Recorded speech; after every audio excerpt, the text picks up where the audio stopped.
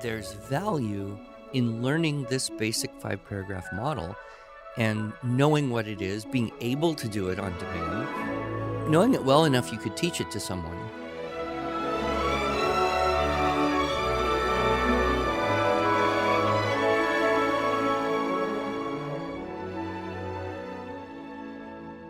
Hello, and welcome to the Arts of Language podcast with Andrew Pudewa, founder of the Institute for Excellence in Writing, or as many like to say, IEW. My name is Julie Walker, and I'm honored to serve Andrew and IEW as the Director of Marketing. Our goal is to equip teachers and teaching parents with methods and materials which will aid them in training their students to become confident and competent communicators and thinkers.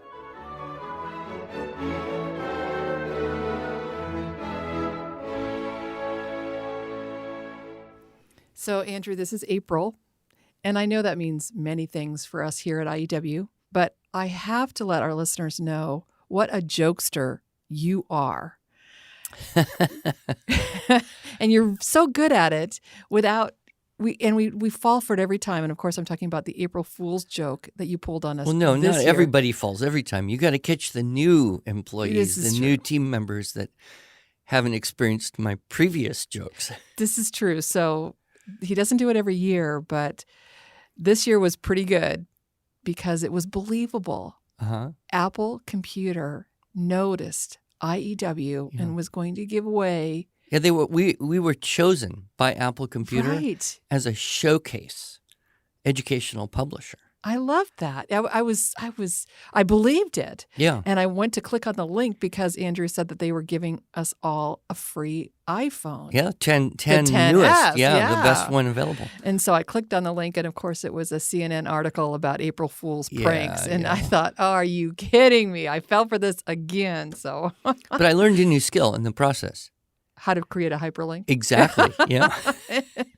Well, I will say that some of our staff was afraid to click on the link because it looked a little spamish. A little fishy, yeah. I should have made it a little more personal. But it's better than like me going to jail for tax evasion. That was one of them. That was about 6 years ago. And then 2 years ago, I said Betsy DeVos had asked me to come and serve as Undersecretary of Education for School Improvement. Right. And I was going to, turn over the company to you and move to Washington, D.C. And that worked so well. People outside the company got word of it and started to spread a rumor. And so I had to quash that one. But so if the Trump administration is listening, yes, Andrew would love to help out in the Department of Education. But I'm not so sure IEW people could stand to lose you, Andrew. I'm not sure I could tolerate moving to D.C. But. So in addition to April Fool's antics, April is also for? Well, usually, if people on the 1-a-month schedule, Unit 8. Unit 8. Essays. Yes. Yeah. Kind of the capstone of everything. Your favorite unit. Is it your favorite unit? Well, I think it is perhaps one of the most important things to attend to. Mm-hmm. In a way, it is the goal of the structure and style syllabus. Right. Because on the even side, right, Unit 2, if you're working with factual information, but certainly Units 4, reports, Unit 6, research, you're practicing the skill of how to collect up and organize and present facts. Mm-hmm. So you're just moving facts from here to there. And that's a very important skill. Right. But we can't stop there, right? On Unit 3, 5, and 7, we're working with the creative side, the inventive side, the ability of the student to ask questions, find answers to those questions, and then articulate those ideas into words on paper. So, on one side, it's external information. The facts are outside your brain, and then the other side, it's notes from your brain. Unit 8 is where those essentially begin to integrate. Okay. So the way you responded right now makes me think of a question that I wouldn't say often get, but occasionally get. Why do we do the 2, 3, 4, 5? Wouldn't it be better just to do all the even units and all the odd units? Well, that would be possible, and I've talked to a couple teachers who've tried that, but I don't think it's quite as effective, quite as powerful. I think there was kind of a genius to the way Webster put this together. Whether he did it consciously or through divine inspiration, or I don't know how he came up with it. Probably very practical. He's a very practical person. And what he noticed is that some kids prefer kind of the imaginative, creative, more free world. And some kids prefer not to be stressed on how to, imagine stuff and be creative. They really are comfortable in the world of facts. And so when you have a group of children and you alternate through the units, then everybody gets a little bit of both sides, but it's not kind of like nonstop. Right.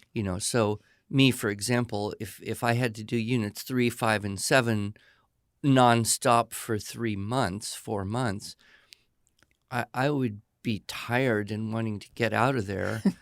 Just can I please go find some facts from an encyclopedia and tell them to you? Whereas other kids, and I would be in that camp. I'm sure. We've got a few that we know who, if you had them doing reports and then research and then essays for 3 months nonstop, they kind of would just burn out on it and say, "Can't we have some fun?" Right. So this is, I think, a brilliant way to develop both sides of that skill spectrum, not in tandem, but alternating so that nothing grows stale. There's always something new for the next month, and then the skills are there. If you were just to go unit 4, 6, 8, then when you get to unit 8, well, you're going to ask the students to tell what they think about those facts. Well, they may or may not have that capacity, that ability to have much to say about those facts. Whereas if you work with the units 3, 5, and 7, then that habit of asking yourself questions will be more developed and then readily applicable when you get into the world of essays. In particular, the first few essays where you're looking in the conclusion for the student to say, okay, what do you think about that? What's the significance? What's the value? What's the application? What's your opinion? Right. Without saying, I think. Right. Without saying I, you have to give your opinion. So for our listeners that may not be familiar with Unit 8, can you just give the basic essay model? Sure. Well, we begin with the traditional 5-paragraph essay. Webster learned this as a kid from his mother, and we're talking about almost 100 years ago now. It's a very old model. It is, in its simplest form, an iteration of the Aristotelian rhetoric idea where you introduce something, you propose a subject, you ask a question, you state a thesis, and then you have supporting material. And then you would restate, you would answer, you would emphasize at the end. So there's this idea of embedded repetition that is part of the Unit 8 model. As I said, it's been around for a very long time. There are people who've written entire books on how to do, a 5-paragraph essay. Sure. So that's where we begin. And I always like to let people know up front, that's where we begin. Right. Because we have extensions off this model. And I don't know how far back the criticism may go, but from time to time, a criticism of 5-paragraph essays arises, and people will attack the thing and say, well, it's too formulaic, it's too repetitious, it's redundant, it's boring because it's predictable, nobody uses it in the real world, which is actually not quite true, and so you shouldn't do that. It's too cliched. So that type of criticism arises. And to a person who is kind of new to the whole world of teaching writing to their kids or other people's children, and they hear that, they might be afraid. Like, oh no, I'm doing it wrong. Somebody says this is bad. Right. So part of what we try to build into the Unit 8 is an understanding of this is a very old tradition, and there's value in learning this basic 5-paragraph model and knowing what it is, being able to do it on demand, knowing it well enough you could teach it to someone, and then being able to move on from that. Right. And, even as you're talking, I'm thinking about my own first job. Do you know what I did when I was a teenager? You worked at Albertsons. That was actually after my first Oh, job. I don't know your first job. I was a swimming instructor. Oh. And we taught kids from 3 years old all the way up through high school how to swim. And you start with basically front crawl. Uh-huh. And in a way, that's like the 5-paragraph essay. Once you know how to do front crawl, then you can learn backstroke, butterfly, you can swim on a swim team or maybe go into synchronized swimming or, whatever it is. But you need that first experience, that first skill of knowing front crawl to be able to do anything else. Yeah. And so there we go. And, we see this fallacy, if you will, in a lot of areas of education. I sometimes have called it the adult-child fallacy, which is, well, adults don't do it that way. Therefore, we shouldn't teach children that way. We see this in the whole phonics dispute. Right. Adults don't sound out words. We just look at them and know what they are. So why waste time teaching phonics? Just show children the word and tell them what it is, and that should work. Well, that doesn't work. Why? Because adults and children are different. Same thing, yes. People who write editorials or do high-level writing don't usually use 5-paragraph essay model. But that doesn't mean it isn't a good thing to have learned. Right. And so that's kind of the apologetic that we have to have. And then if you have and you understand one structure, then you can have variations on that structure. Right. So yes, we start with the introduction. We give the attention getter, background information. We teach that very similar to what we would have done in Unit 7 if we have the 5 paragraphs. State the 3 topics. If you have a thesis or a question, you can frame that in the introduction. Although I recommend, and I've seen this again and again and again and again and again, it's best to write the first paragraph last. Right. And we can talk more about that in a minute.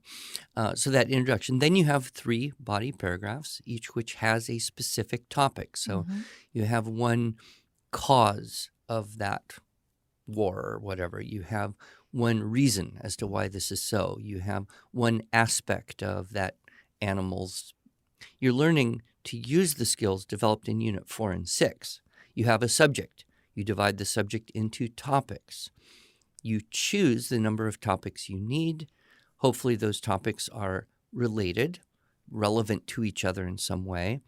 And now you're going to apply that to the Unit 8. Right. So your example that you just gave, the war, the animal, that's not in the same essay. Those are not related. No. Right. No. I mean, if you're writing about a war, you have causes of war. You have battles in a war. You have generals in a war. If you're writing about people, you can look at periods of their life, early life, middle life, later life, or you could look at things they did, 3 important contributions or something. So you're taking that subject, dividing it into 3, and then you have your body paragraphs, and that's just going to be Unit 4 or 6. You're taking information from various sources, encyclopedic, online, real books if people can find them anymore.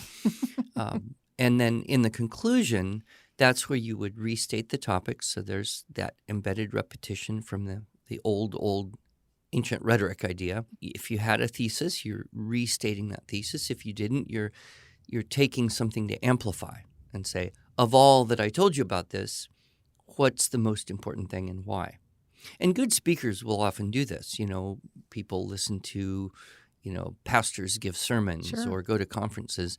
And a good speaker will usually at the end say, and now the one thing you should really remember from all that I told you for the last 40 minutes is this.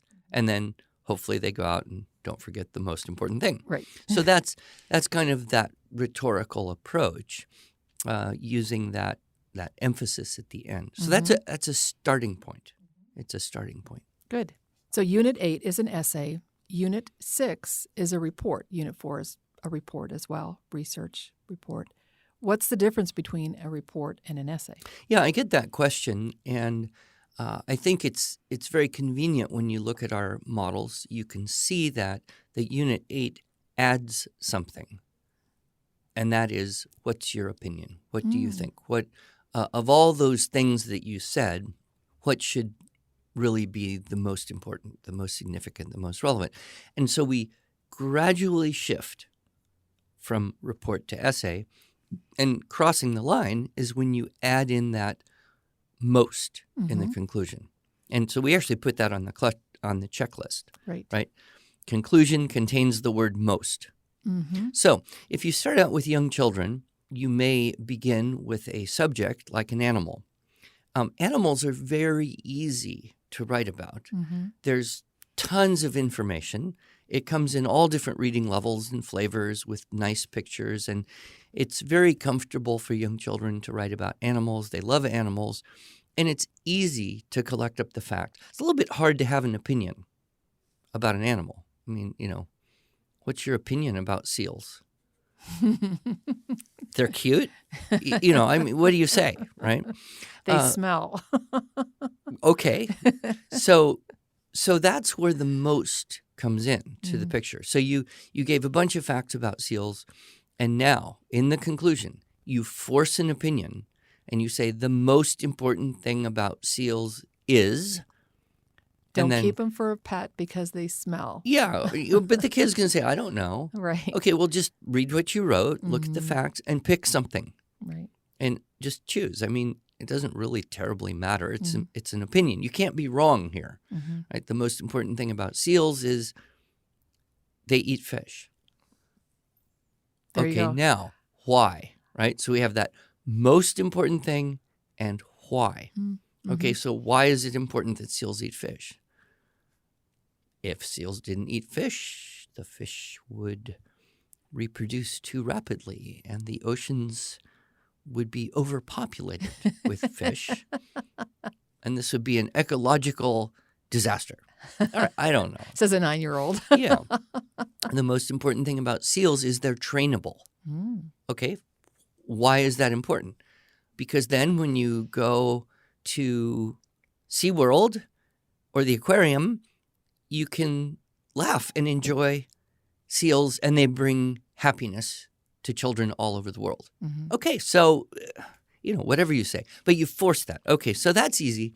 That same kind of elementary stage, I think we would put animals, states. If you're in the U.S., you generally have to research a state. Often it's part of the 4th grade curriculum to research the state you live in. Countries. Countries are a little more difficult than states just because they're messier. The states all kind of run in parallel. They have similar topics, right? An economy, an agriculture, an industry, a political system, landmarks, history, natural features. Those are fairly predictable. Countries are a little bit more diverse, but for the most part, those are fairly safe. You can teach animals, states, and countries in that kind of, I would say, upper elementary, getting into middle school, as a safe way to do a Unit 8. And then you just force an opinion by saying, of all that you told me about that, what's the most important thing? Then we move into the next stage, really, where things aren't quite so easy to collect up and organize the facts, but they might be a little easier to have an opinion about. Okay. So people, right, things, and maybe events. Okay. Right?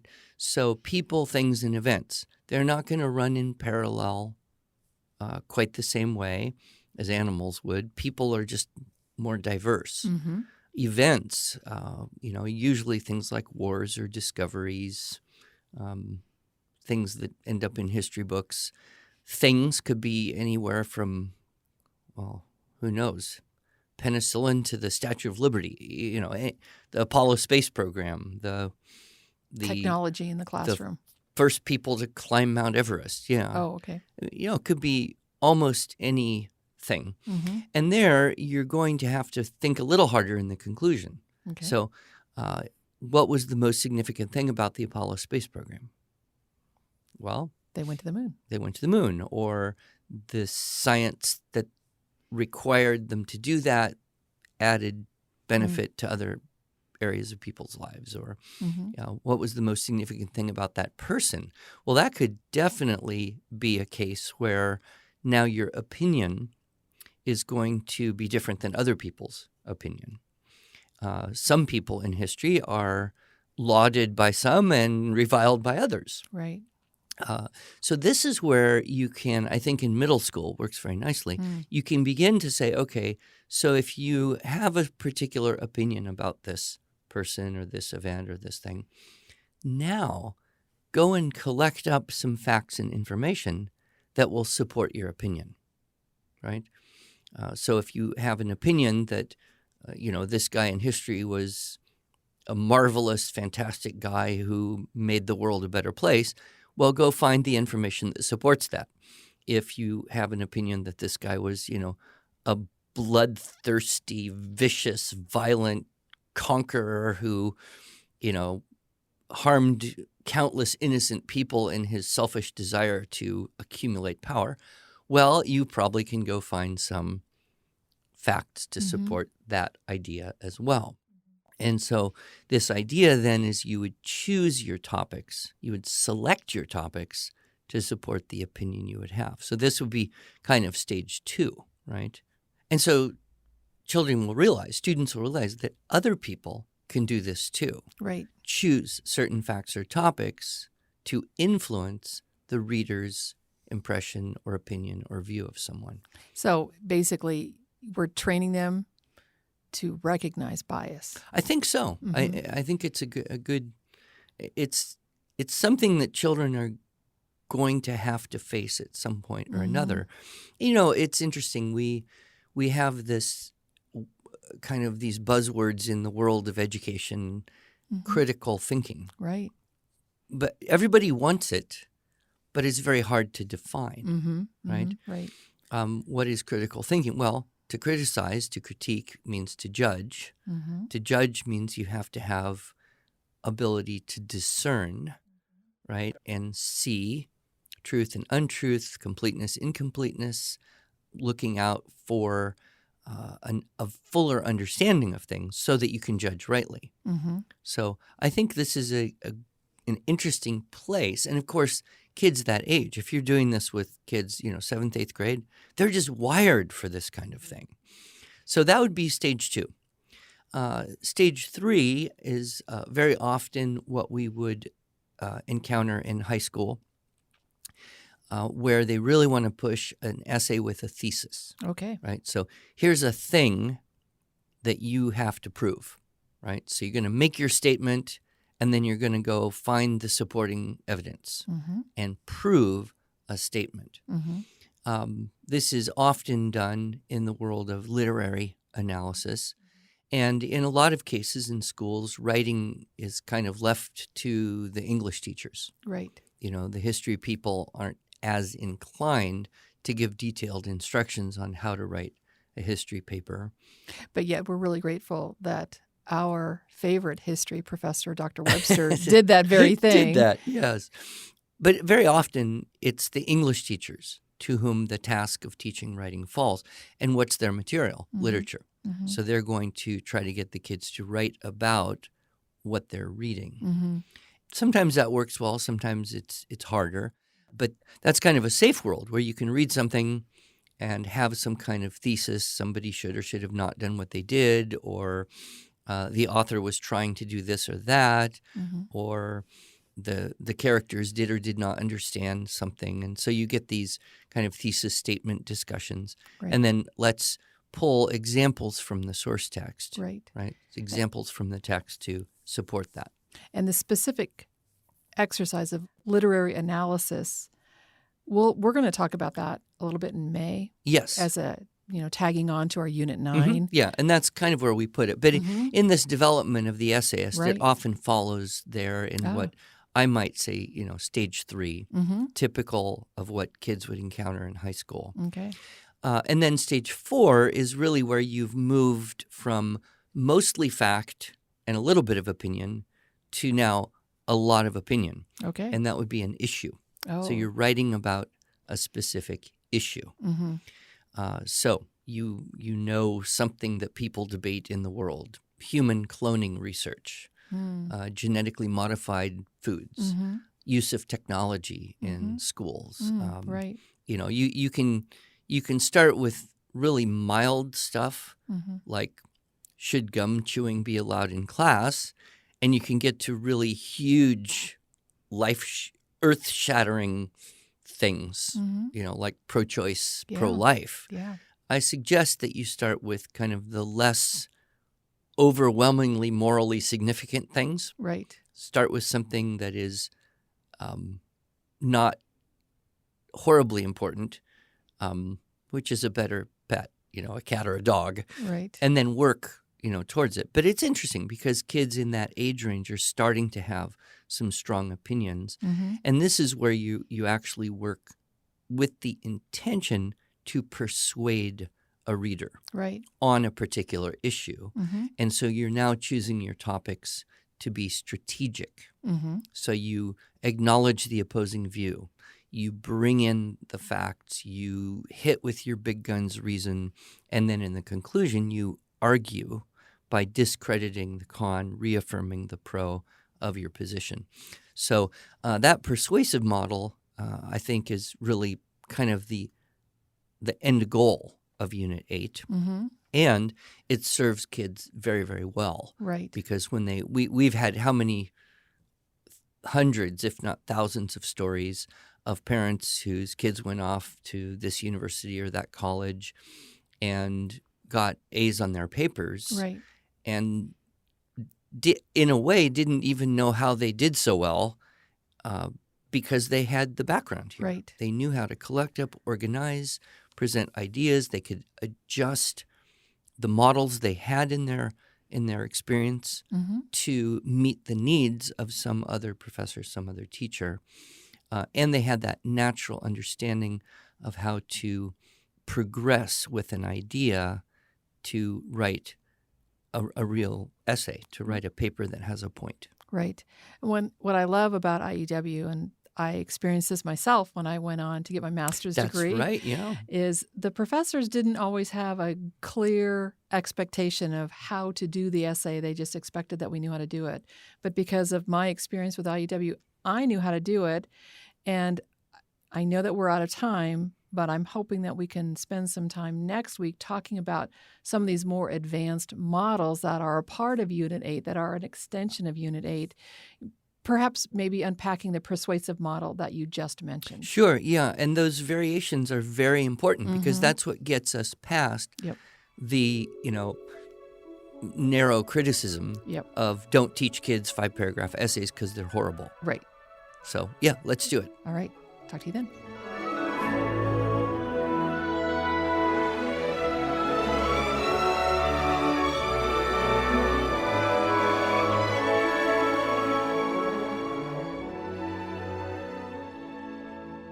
Thanks so much for joining us. If you enjoyed this episode and want to hear more, you can subscribe to this podcast in iTunes, Google Play, or Stitcher, or just visit us each week at iew.com/podcasts. Until then, on behalf of Andrew Pudewa and the team at IEW, I thank you for the privilege of allowing us to partner with you on your journey toward better listening, speaking, reading, writing, and thinking.